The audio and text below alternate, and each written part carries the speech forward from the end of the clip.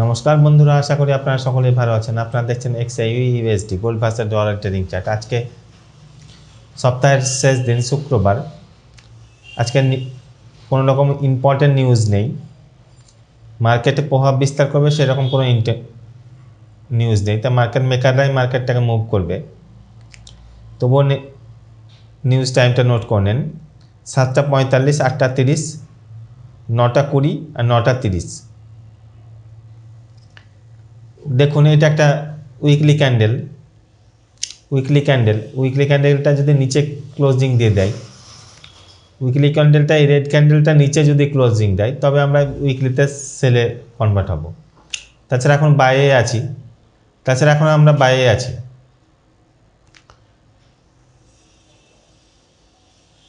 আবার যদি এই রেড ক্যান্ডেল উপরে ক্লোজিং দেয়,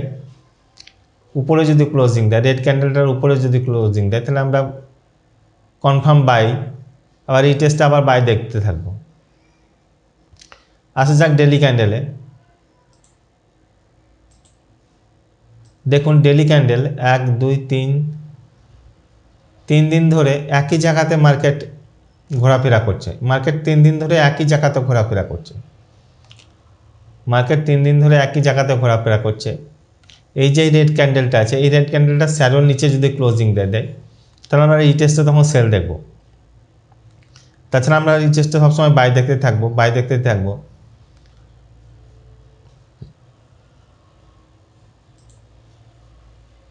আসা যাক H4 ক্যান্ডেলে।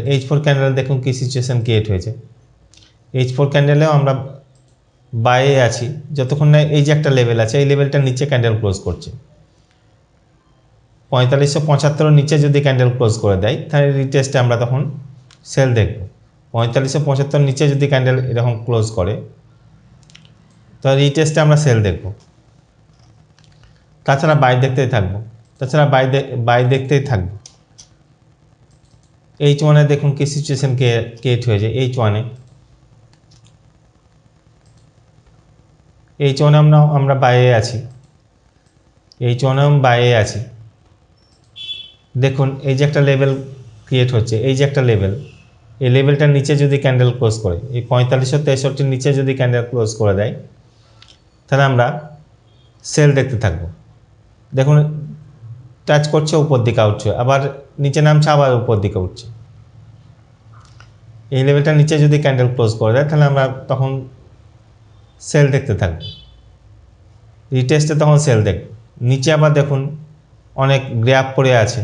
এই যে একটা গ্যাপ পড়ে আছে, এখানে একটা গ্যাপ পড়ে আছে। এই যে একটা গ্যাপ পড়ে আছে, এই দেখুন একটা গ্যাপ পড়ে আছে এখানে। আবার এখানে একটা গ্যাপ পড়ে আছে।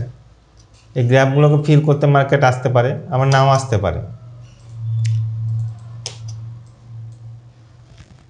তাই সবসময় জোনে থেকে ট্রেড করবেন। জোনগুলো আমি দিয়ে দিচ্ছি। গতকালকে যে জোনগুলো দিয়েছিলাম, সেই জোনগুলো প্রত্যেকটা জোনেই প্রফিট দিয়েছিল। আজকের জোনগুলো নোট করে নেন। এই জোনে থেকেই ট্রেড করবেন, জোনের বাইরে কখনো ট্রেড করবেন না।